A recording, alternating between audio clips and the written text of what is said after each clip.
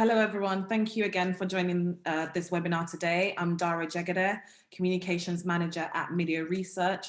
Today, you'll hear from experts at MIDiA and industry executives from Signer Media and The Companion. Together, they will explore the themes around how video providers can successfully navigate some of the challenges that a post-pandemic entertainment landscape will present. We will have 10 minutes towards the end of today, our hour together today for Q&A with the panelists. So do use the Q&A chat box at the bottom of your screen to send them your questions.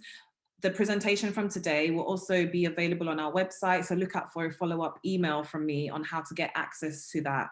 And while we wait for more people to just log on, I would like to tell you very quickly about the second part of the this two-day series, which is happening tomorrow, same time at 4 p.m. So the session tomorrow will focus on gaming, and we'll be looking at unlocking growth through cross-entertainment partnerships and in-game spending and protecting engagement in a saturated attention economy. For that session, we'll have Eve Online joining our experts on the panel tomorrow as well. So without further ado, let's get started with today's program. Over to you, Tim. Thank you, Dara. And welcome everybody to our presentation this afternoon. So as ever with one of these presentations, there are some big ideas and there's relatively limited time to get those ideas across. So I have a challenge. Which is going to be helpfully solved by my esteemed panel after my 50-minute presentation. But preceding that, I'm going to tell you about the big challenges around future-proofing growth and curtailing subscriber churn post-pandemic. So I'm breaking this down into 3 distinct areas. And this is all looking at a rapidly evolving landscape through a video lens, but as we'll be able to tease out in our in the post-presentation panel discussion, it actually goes significantly beyond video, and it plays into MIDiA's narrative around how the entertainment landscape now is so deeply entwined that looking at the traditionally distinct verticals such as music and video and games no longer carries the same amount of significance as it did in the pre-streaming era. So with that, let's get straight into this presentation. So these are the 3 key areas which I want you to think about as I go through my presentation. So first of all, video streaming is now mainstream. Now, arguably you say, well, what's new about that? What's new about that, answering my own question there, is the fact that we've gone for this unprecedented experience of having near global lockdowns to deal with the COVID-19 pandemic, which has led to an increase in time available for entertainment. At the same time, there's been a cessation of in real life entertainment alternatives. So what that has done is it's catalyzed a long-term, in some cases, 5-year to 10-year transition towards streaming has happened all within 12 months. And it's led to non-traditional streaming users becoming part of the streaming experience. The legendary pay TV heartland subscribers are now active streaming subscribers and users. Now, that has happened alongside the same time as we've had a number of significant big direct-to-consumer propositions come to market, led by the likes of Disney+, Apple TV+, HBO Max and Peacock, predominantly in the US initially, but in some cases global, such as Disney+, or with a global rollout strategy such as HBO Max, Paramount+, and so on. But that's happening without a key challenge being addressed in the streaming landscape, which is what we at MIDiA call the balkanization of streaming video. The fact that we've unbundled the pay TV sold viewing experience of having prime viewing experiences for TV on a one unified billing relationship, one unified discovery relationship, one unified scheduling process.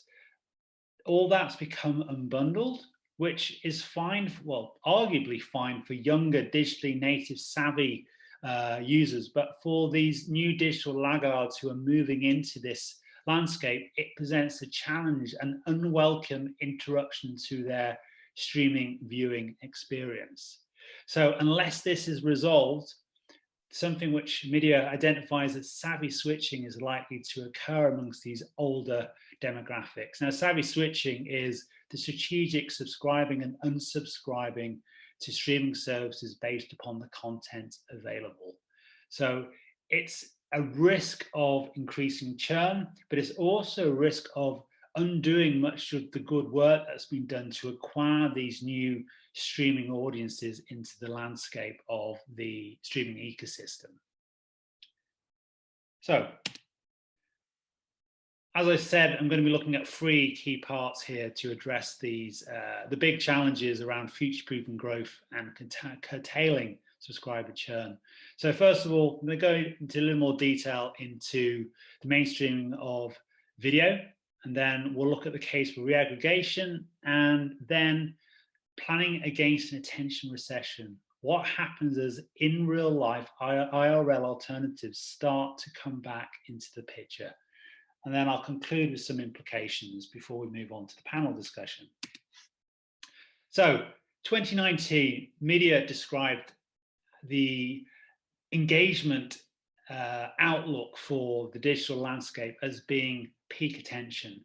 Basically, there is no more free time available for services to be able to create new direct consumer propositions without displacing incumbents. The days of being able to create a BuzzFeed style listicle monetization of queuing up for the Starbucks latte has gone. All available time has now been taken up for digital consumption. So we're left with the organic constraints around this, the idea that sleep is the enemy of Netflix, as Reed Hastings famously said a number of years ago. But in 2020, suddenly we had an extra 12% of weekly entertainment time had become available to consumers in the digital context.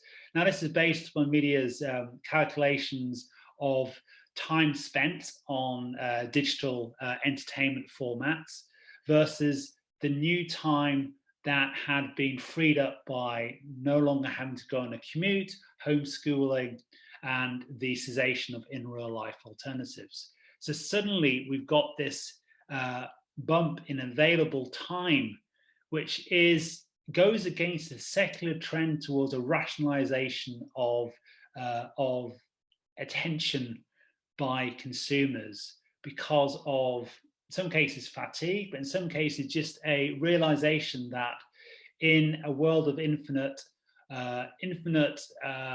potential calls upon attention, attention itself is a scarce commodity.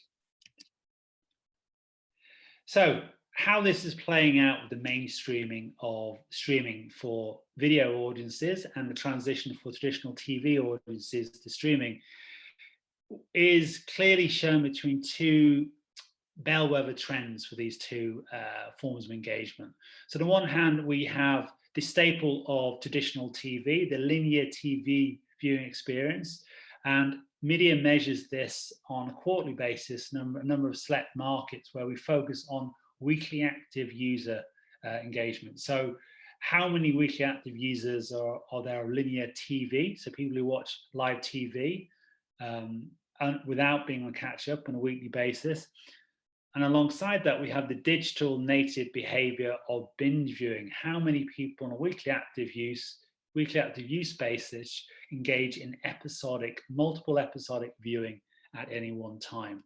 And you can see there's a clear correlation between the decline in linear TV consumption and the increase in binge viewing over the last year and a half of our tracking this behavior, which gives an indication of how both the mainstream viewing experience is now evolving into a digital form of engagement, but also how mainstream consumers are increasingly becoming streaming consumers of video content.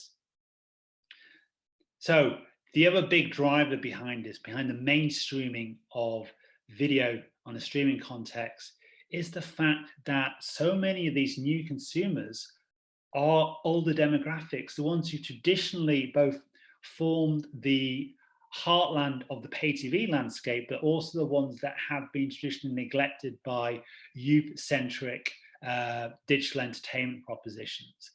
And one of the biggest surprises that certainly for myself as a video analyst, looking at our Q4 2020 data, was the fact that the biggest single demographic for binge viewing in the US in Q4 2020 was the 55 plus age group, what MIDiA calls the silver streamers.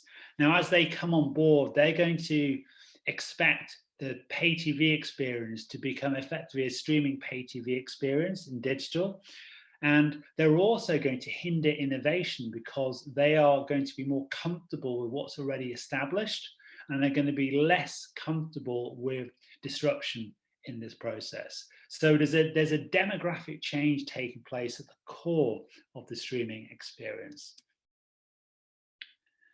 And just to emphasize the narrative I'm making about how video streaming subscriptions are now mainstream, the reality is we're one step away from mainstream. So there's high 40s for percentage penetrations for the leading markets we're tracking. And there is some variations based upon which parts of the world they are, how developed those markets are.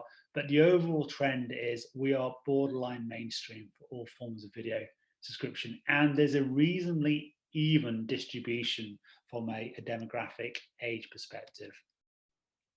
Now, alongside this, TV remains paramount, but as I've mentioned, TV remains the paramount viewing device, but binge watching and linear TV viewing are the two bellwethers to understand this transition, and binge viewing is now more significant than live TV viewing for these audiences.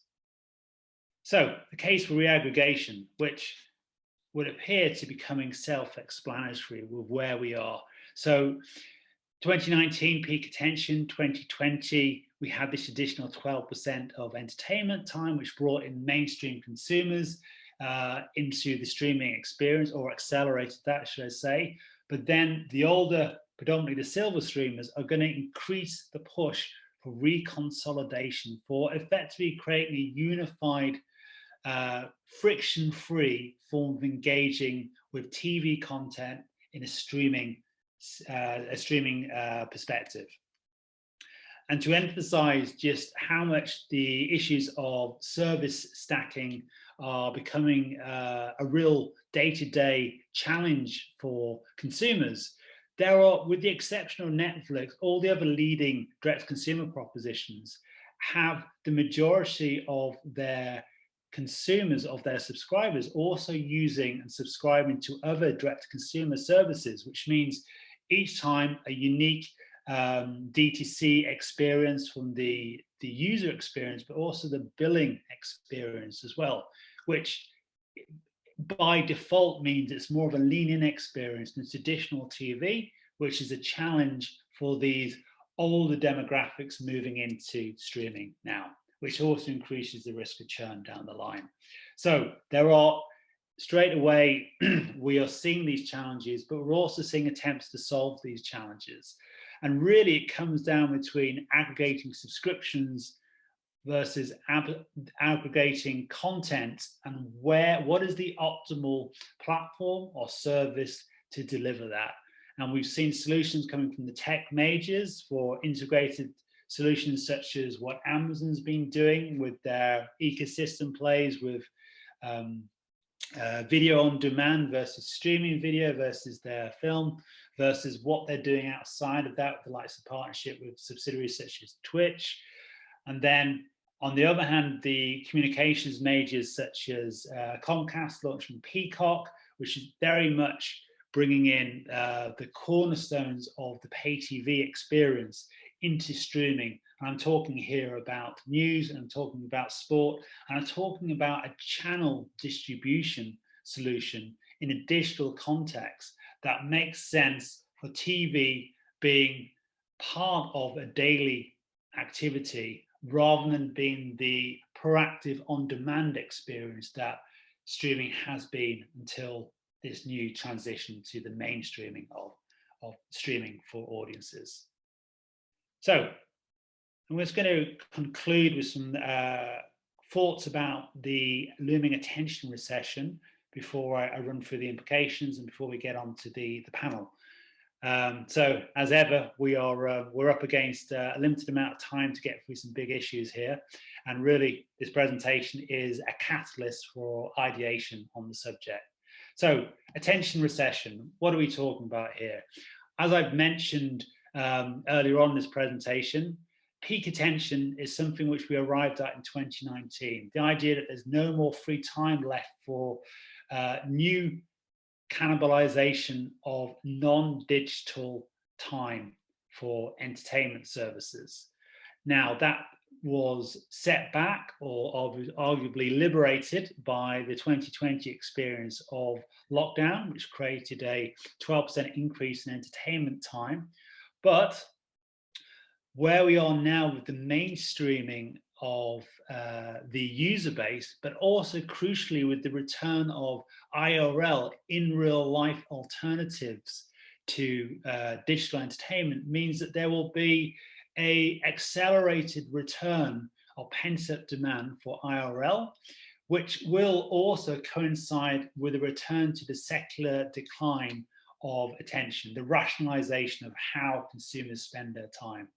All of which means a looming digital attention recession is absolutely about to commence. And how video services respond to that and strategize against that will be crucial to how they navigate the next couple of years of flux and volatility.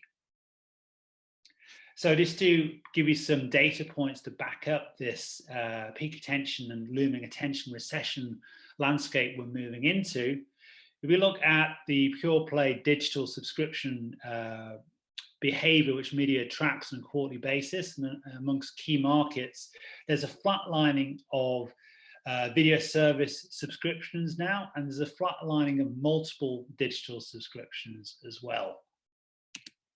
And then on the pure video perspective, we've actually seen a negative attention impact of the new DTC entrants coming into the US market, where there's been less weekly active use on the services as a response to the increased demand for them to allocate that time to different video services. So I'm going to conclude with implications in this final minute of the presentation. So to recap, on demand, the streaming experience is mainstream now. So TV viewing now is a streaming-led, streaming-centric, binge viewing-centric, linear TV viewing secondary experience.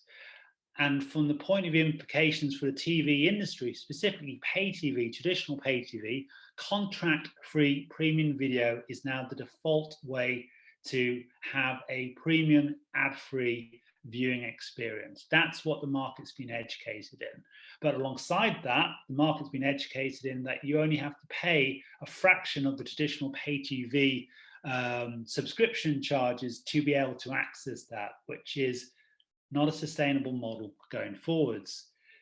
Now, alongside this, we are effectively undoing a lot of the good work that traditional pay TV did with solving creation and discovery. This is a challenge which the silver streamers are going to bring back to the fore, because the need to rationalize attention, but also rationalize discretionary spending in an uncertain economic outlook, all leads towards the need for reaggregation. And IRL will accelerate this need for consolidation to be able to mitigate against the risks of churn and undoing a lot of the new engagement around streaming. And finally, video needs to justify why it should have a central place in the lives of consumers when IRL really kicks in. And this is now going to be stress tested in the panel discussion we're going to have, understanding the role of how to support retention for engagement beyond the pure video subscription experience. So, I'm now going to introduce our panelists there. So panelists, if you'd like to switch on your videos and unmute yourselves, what we're going to do is we're going to allow each of the panelists to very briefly introduce themselves, and then we'll start the panel discussion. So Adam, can we start with yourself, please? Sure. Hi, Tim. Hi, everybody. Good to join you this afternoon or today. My name is Adam Davis. I am the Senior Marketing Manager for Product Marketing at MIDiA. MIDiA is a relatively new name in the market. We've been around for maybe 2.5 years, but actually, as an enterprise, as a business, we've been in the market for the best part of 30. We were NDS. NDS delivered pay TV solutions, security, conditional access, head-end and client capability to the traditional pay TV market for 15, 20 years. And then about 9 years ago, we were bought by Cisco, and we spent a few years in Cisco. And Cisco divested us about 2.5 years ago, and so MIDiA was born. What that means is we've got a fairly significant heritage in that traditional pay TV market that Nick was talking about. That Tim was talking about, and Nick would be talking about some other things. And we've really developed as the market's changed, as TV's changed. I always say it's really easy to talk about TV because we're all watching it. We've all gone through those changes. You know, it's not really abstract to that many of us.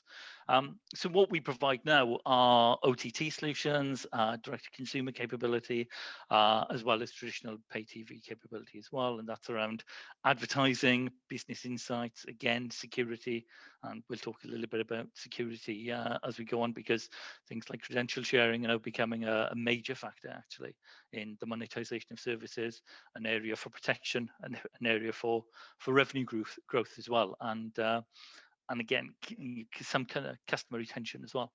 And we also provide content aggregation, content experimentation, metadata aggregation capability. I won't go into too much about what we do, but we've been in the industry for a long time. We've seen that change, and you know we're seeing that change with our customers. But I think there's a lot of positives to be taken from it. Thank you, Adam. Nick, would you like to introduce yourself, please? Of course. Thanks, Tim. Can everyone hear me? That's good. Cool. So I'm Nick. I'm the co-founder of The Companion. We're a premium subscription-based content platform for superfans of shows and films. So we're the place that fans go after they've finished watching their favorite show or film to get more coverage, in-depth articles, and they're often written by the showrunners themselves or dedicated journalists for a particular franchise. We also have content like DVD extras, watch-along podcasts, etc. We've started by focusing the app and website around sci-fi as a genre, and we're moving into wider entertainment, but sci-fi is the biggest and obviously has a large kind of super fan cohort within it. And we really think about ourselves in covering sci-fi and the shows within it in the same way I guess sports has been covered for many years. We have dedicated beat writers. We try to create the highest quality content, so we have very highly qualified journalists, as well as I mentioned, talent from the show, directors, writers themselves contributing. And just to contextualize what we do in relation to Tim's great presentation, as I mentioned, we are focused on superfans. And what we see is that superfans consume around 3 times more content around the show or the entertainment, the tentpole moment or the film than they do the film itself. So if you think about it, that makes sense. It's always made sense in sports or gaming. You're actually watching the game, but you might read a load of interviews or watch a load of TikTok videos or talk to your friends, consume content around the actual 90 minutes of sport. It's the same in entertainment, and we're seeing the cadence of kind of premium sci-fi shows and fans of those sci-fi shows consuming content in that similar way. Thanks, Nick. And Hannah, would you like to introduce yourself, please? Yeah. Well, you all probably know a little bit about MIDiA, or you wouldn't be here. If not, you should check out our website. My name's Hannah. I'm the cultural insights analyst for MIDiA. So basically, I read all of the other things. I mean, we do all the different verticals. We do music, video, games, and then I look at all of them and I can pull together all the different strands that kind of run along underneath them. So I do a lot of work on the attention recession and just broader behavioral stuff. So that's why I'm here. Great, thank you, Hannah. So I want to start with the central tenet of my argument in my presentation, which is really around all these new subscribers that have been gained for the streaming video landscape.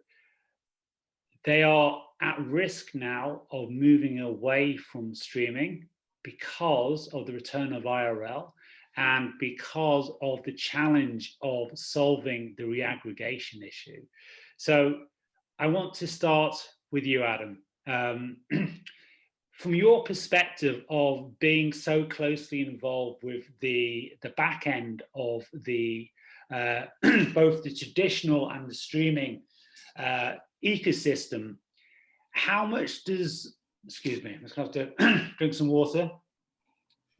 The challenge of doing a presentation, speaking too much. So yeah, from your perspective, Adam, of being able to be so closely involved with both the established traditional pay TV landscape, but also the OTT and streaming landscape, how much do you feel that risk of losing this new increased engagement, how much does it matter for the services?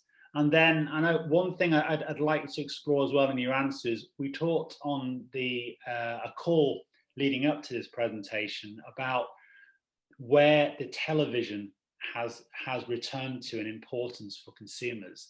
So I think it'd be really interesting for you if you could share those thoughts with the panel and the attendees of this webinar, please. Yeah, sure, Tim. And I'll try not to violently agree with you too much, because that leads to a pretty dull panel. Yeah, to start with, yeah, I agree. Look, there are way more services out there. You know, we all know about the accelerating effect of COVID. Just doing a bit of prep for this, looked at a couple of news stories today. There are no more OTT subs in America than there are people. You know, that's a staggering figure, especially when you consider that 10 years ago, OTT was a postman. It was, you know, Netflix, DVDs dropping through your letterbox. So the kind of growth we've seen is just enormous. You know, Disney have talked about this as well. And again, in Western Europe, it's not just in the US. So that growth is significant. But I think the real positive that comes out of it is we love TV. People really like TV, and I think going into 2019 and that attention deficit that we were starting to see, and kind of, you know, were we hitting peak TV? Actually, we weren't, because suddenly I think we've re-engaged with media and entertainment services. Sky ran a fantastic bit of research. I think it was at the back end of last year, at the start of this year, on what do people talk about during the pandemic. You know, in the past year, what is now the water cooler moment, or the virtual water cooler moment, and it's TV. It's actually moved weather into the second place for the British public, and that's an enormous cultural shift. Yeah, maybe weather will come back, but again, it shows the importance of TV suddenly taken again in our lives, and that acceptance that this is something that's important to us. That, you know, and critically for anybody involved in the industry, is we're prepared to pay for as well, whether it's with cash or with time or some other some other kind of mechanism. We are prepared to transact around media and entertainment.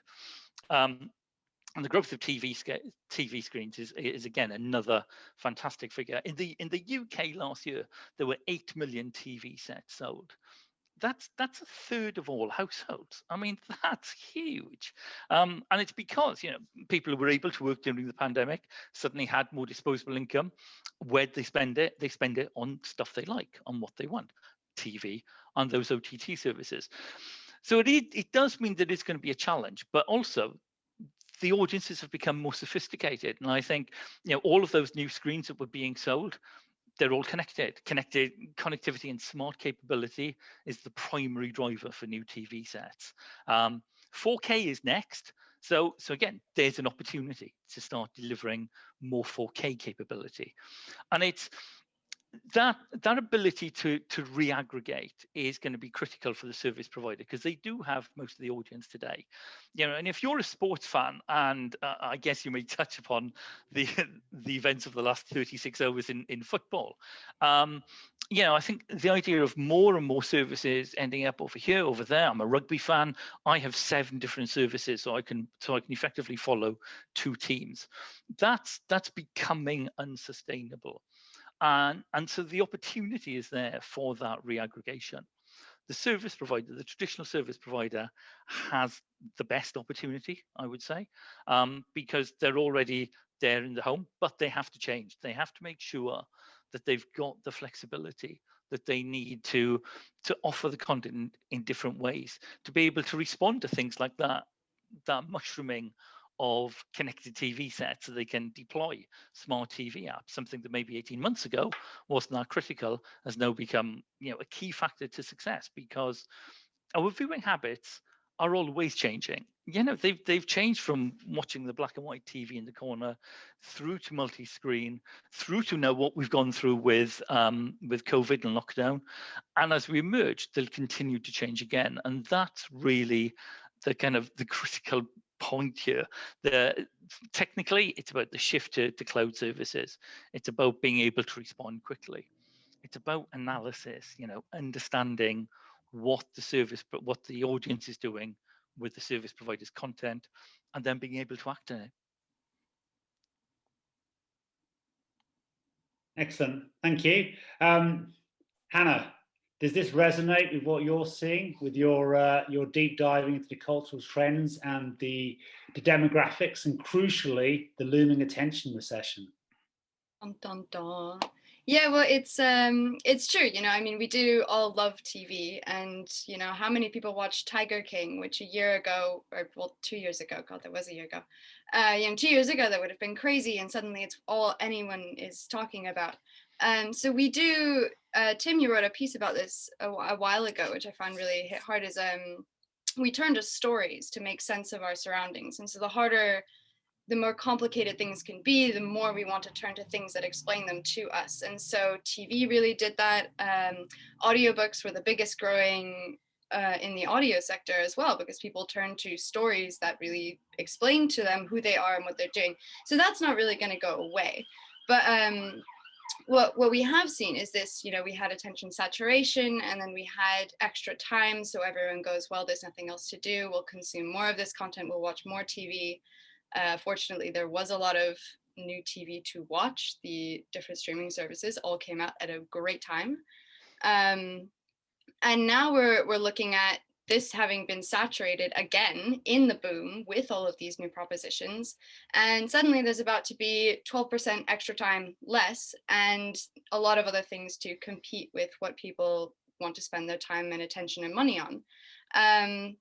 So obviously that's quite a scary thing, right? An attention recession, like, oh no, if we can't have eyes on our screens. But when you actually look into the details of it, it's not all going to happen at once. So for, you know, the US, right, they've already expanded the vaccine program out to the whole population, but it's still a lot of those older consumers, the ones who have just become digital natives, are the first ones who are majority vaccinated, the same as in the UK, but younger consumers have an even longer tail for being able to go back out and have those IRL activities competing with their digital attention time. If you're a global company and you have, you know, you're looking at emerging markets like India, they've just had one of the biggest COVID spikes yet, and they're not even anywhere near on their vaccination journey. So you're actually looking at the attention recession coming first to the older consumers with the most digital laggard behaviors and the most expendable income being in this recession first, and then the youngest consumers in emerging markets with the least expendable income, but there are a whole lot of them and they are really culturally relevant, they're going to be online on these services for probably another year, spending all of this time dedicated to them, which is, I mean, we've discussed, I think, on other calls as well, like the implications of this for content providers and service providers. This is a really good time for innovation, because, you know, all the laggards of people who don't want to learn new behaviors and they want their old behaviors are just going to go back out in the world, and the ones who are really there for the new innovation stuff are going to have a year for you to serve it to them and for that to become a new normal. Yeah, the new normal is not happening tomorrow, unfortunately. I'm sure we all wish this is over, but it's not over. That sounds like, as many of our conversations at MIDiA, it sounds like a MIDiA blog piece in waiting. So Many. thank you, Hannah. Nick, Yes. both Adam and Hannah are looking at what's happened and what I've talked about they're looking at the same issue, but from different perspectives. From where you are with what you're building with the companion, does the issue of attention recession, does the issue of the renewed focus around the TV, and does the issue of the rise of the silver streamer, and crucially the role of formats in getting a meaningful ROI for traditional TV-focused production companies, how closely do these resonate with what you're seeing and what you're looking to achieve with the companion? Yeah, good question. I think I can relate to both of those points, but from a slightly different perspective. So I'd love it if I was just vehemently disagreeing and we could have a good old argument, but I'm going to agree from a different angle. So hopefully that's interesting enough. So yeah, to Adam's point, he's talking about people love TV more than ever, and that maybe won't change. And I guess I would add to that, or layer an argument on top of that. People don't necessarily love TV, they love certain shows and certain things they watch on TV. And there will always be a consumer who goes from one show to the next because they hear in a WhatsApp group that you should watch this next, or that now we're back in real life at the dinner party, you should watch this, have you seen it?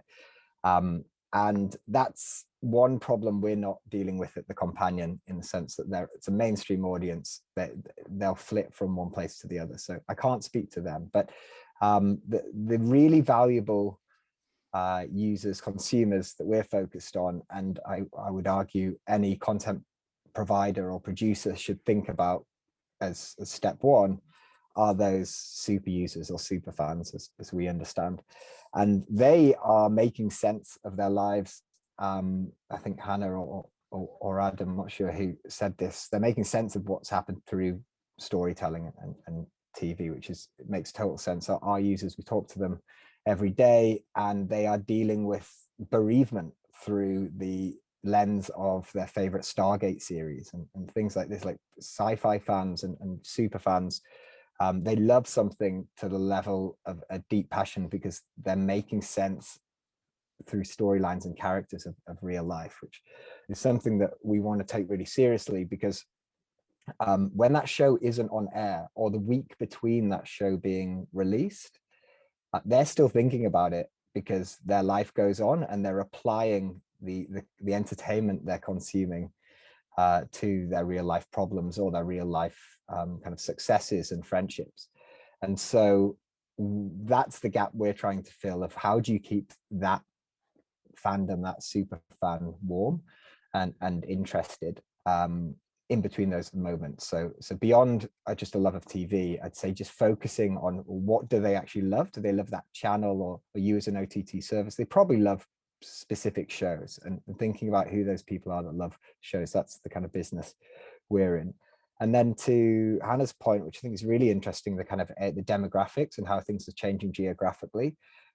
We love that kind of data, but think about cohorts in a completely different way. We just think about those who are consuming the most content, those who are most passionate, whatever age or whatever geography. So it matters less to us that there'll be different age groups that will be backed at IRL quicker than others. But we think of, well, the super fans that will have to go back to work or introduce a commute into their life, or things that will happen that means that they can't consume our content, which is often kind of 10 to 20 minute, 3,000 word plus articles, really in-depth stuff, or long podcasts. People might not have that much time anymore. And if they are categorized as our kind of core super fan, we don't want them to switch off because of that, and they still love this thing. We just need to give them the content in a format that serves their kind of new life post-pandemic, which audio is the biggest shift for us. We appreciate more people have had time to read and will pay for reading, but I think even Apple's announcement today or yesterday around premium podcasts, I think it's really interesting, this space. It's another proof point that we've seen that podcasting is obviously huge, audio's growing, but people are willing to pay for it, and they really seek out quality because the market's getting quite busy now. And so making all of our articles audio articles, so people can listen on the way to work, or when they're dropping the kids off, or they're in the car or on the commute, those things become important to us. But also we're delivering our articles to members through the newsletter now. We're not as focused on, we need people to dwell on our app and stick around like a traditional investor would rate a company like ours in terms of the returns to the app. If someone's passionate about something and they've paid for it, we want to deliver it to them on their terms. So if they're on email because that's where they're consuming their content, we don't want to just give them snippets in the newsletter. We'll give you a 2,000 word article in the newsletter, and if you consume it there, great. If you don't, you want to click to the app or save it for your Sunday cup of coffee and sit back and enjoy it, you can do that too. And those things don't need to be particularly expensive either. I've come to the point on written and audio being cheaper formats than video. And we're finding that the kind of talent surrounding shows, the talent that are used to just doing PR type content around promoting the shows, they're also really fascinated with talking about the process of making them, how the characters, the writers talk about this stuff. So that's where we found a real niche in being unique from other publishers, I guess, is we kind of have the showrunners and the writers and the talent creating content for us, because we're letting them write what they want to write about. And that in turn serves the super fans who are trying to fill that need in between the actual show being on air or watching the show. They can hear from the star of the show or hear from the writer, and then it's delivered to them in their inbox or in an audio article. So they're walking to work or in whatever context they can't read or watch something on their phone, because that screen time's reduced. We want to deliver it to them in the kind of tightest time frame and most convenient format possible. Thanks, Nick. So, Adam,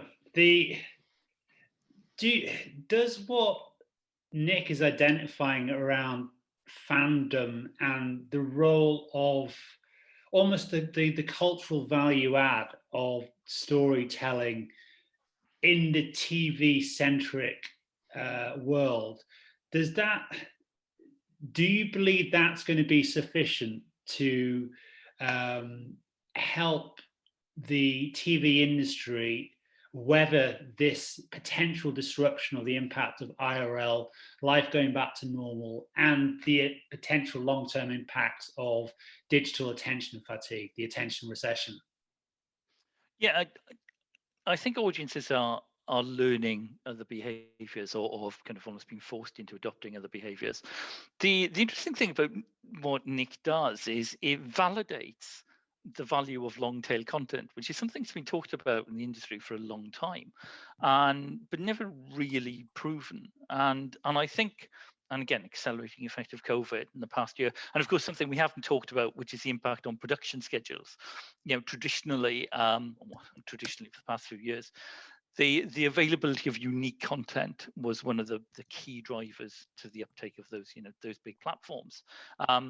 And in some respects, they almost copy broadcast, you know, when we were seeing things like WandaVision going out and the massive audiences that it was getting on a Friday when it was released.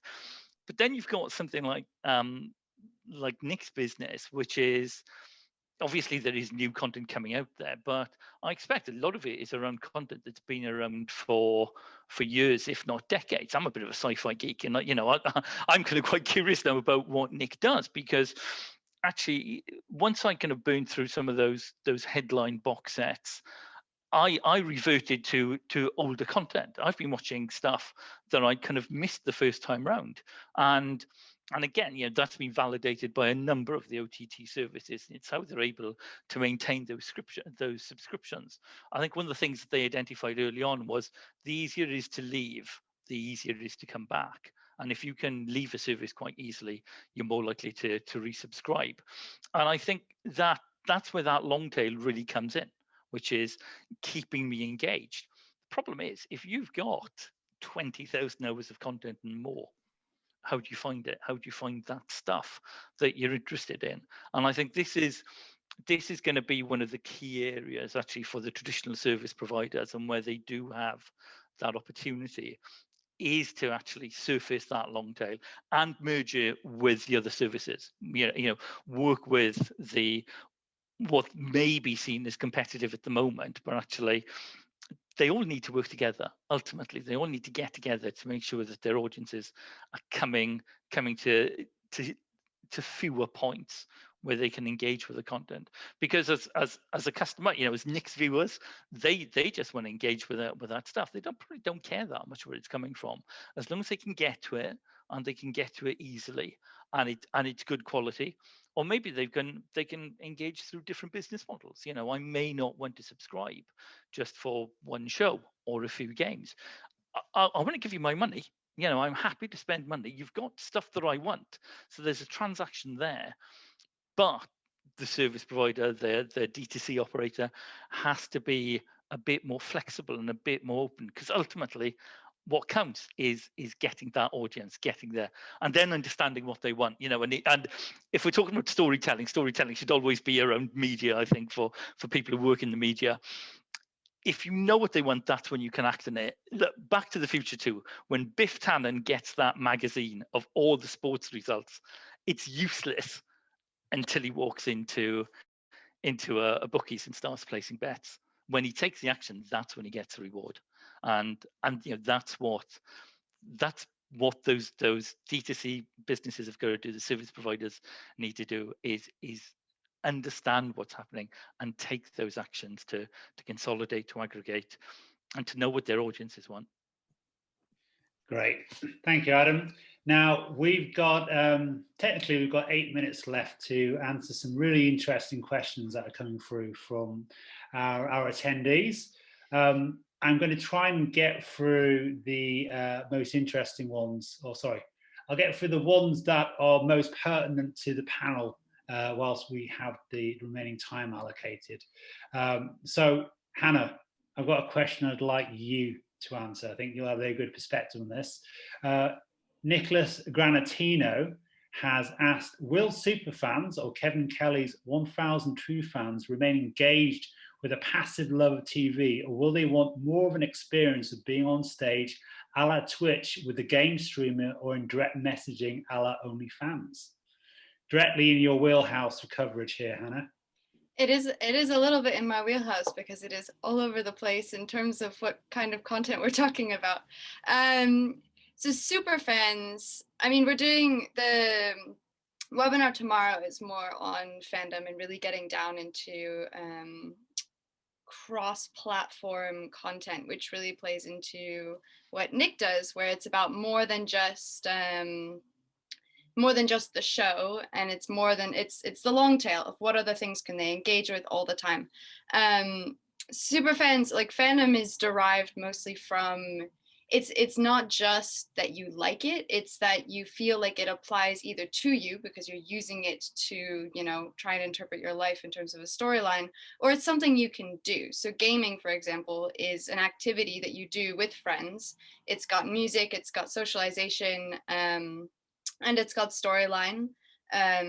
Music is like a mood setter, and different kinds of actually no, gaming is actually a really good one because you've got stuff like D&D, which allows you to do tabletop. You can like read books about it. It basically allows you to engage all over the place. Lean in content, to also answer the question, is a super big distinguisher in terms of what's been winning out in the lockdown period. People get bored of just sitting back and having things in their faces, and so something that they actually can engage with is obviously going to take more of their attention and more of their headspace than something that they can multitask while they're paying attention to it. That might recede as we have more IRL stuff that will be involving all of that attention. And then TV can become, again, a more background, almost background audio, like classic daytime TV.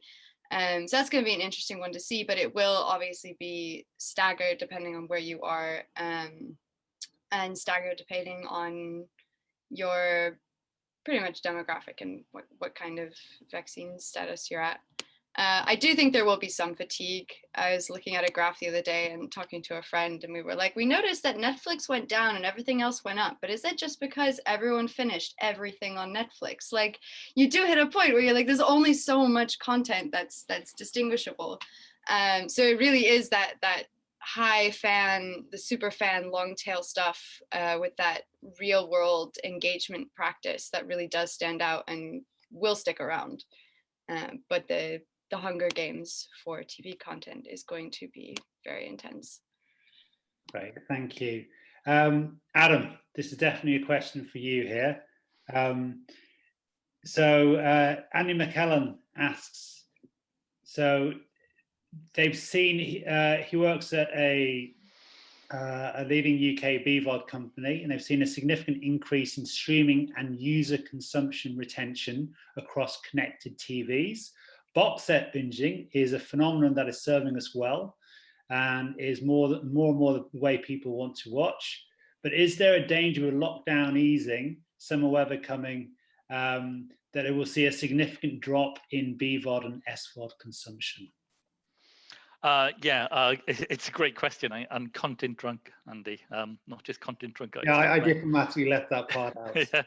I think, yeah, I mean, it happens during the summer anyway, you know, and it's a perennial problem for a lot of sports that they see, you know, obviously you get the summer football seasons finish, NFL seasons, you know, and so on and so on, and there's a drop off. I think we're seeing, like as I touched on earlier, we're seeing some of the behaviours from traditional TV, from live broadcast, coming into those OTT services, as well as traditional TV doing it. In the UK at the moment, you know, Line of Duty has got a huge following. A great example, actually, of reviving long tail, you know, because actually you need to watch the previous 7 series to understand it, making it a water cooler moment one as well. So you have to engage with it when it's going out, pretty much, because if you don't, Facebook and Twitter closed off to you because everybody's talking about it. So so there are ways to kind of keep you engaged, and I think good content will drive engagement. It always has, and it will continue to do so. And you know, Disney proved that with WandaVision, and there's a few other examples as well. I think there's a number of things they've got to do. Make it easy to leave, and you will come back. You know, that's been proven time and time again. Have flexible models. You know, maybe take a holiday from your subscription. You're going on holiday. Well, we're not going on holiday this year, but you know, if you're going on holiday, why doesn't your TV go on holiday? And you know, we'll put you to sleep for 3 months. If you want to engage, yeah, it goes to pay-per-view. But if you wanna maintain the customer, understand their behavior, and then give them what they need. And if it is, maybe you reduce the cost of the service for 3 months, because it's way cheaper to do that than it is to lose them and go back through the whole churn process and go back through customer retention and customer acquisition rather than retention. So I think there's it's inevitable that there will be some drop off. I think if you know what's going to happen, you can start to mitigate it, and you can mitigate it by offering different business models. You can promote content. If I know what you like, I can keep on, recommending, pushing that content towards you. I can show the value of the service that you're getting.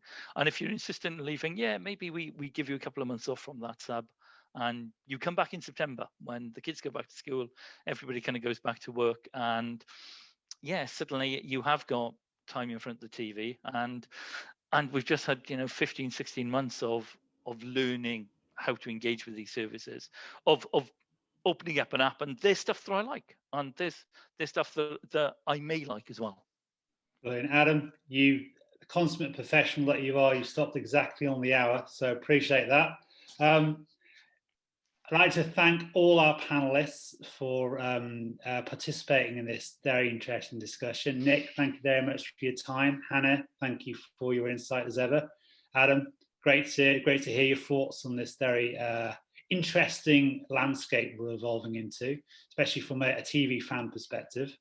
Now I have, if I can get the screen going again, I can remind everybody that tomorrow we have part 2 of this 2-day event, which is, to Hannah's point, is going to take a closer look at fandom. We're going to be joined by EVE Online's community developer Jessica Kenyon and our lead games analyst Carol Severin. So that should continue a lot of these interesting themes that we've discussed here. And finally, for those few of you who are not yet signed up to our weekly newsletter, I urge you to do so. Here's the way to get in touch with us. Our analysts have lots of very interesting perspectives, and we provide way more free data than we should do on our weekly newsletter. So please get in touch with us there. And of course, we have our emails to contact us there. Colette's email there is, for those of you who'd like to know more about how we help companies solve some of these big challenges in the digital entertainment landscape, please feel free to reach out to Colette there, and we would happily continue the conversation.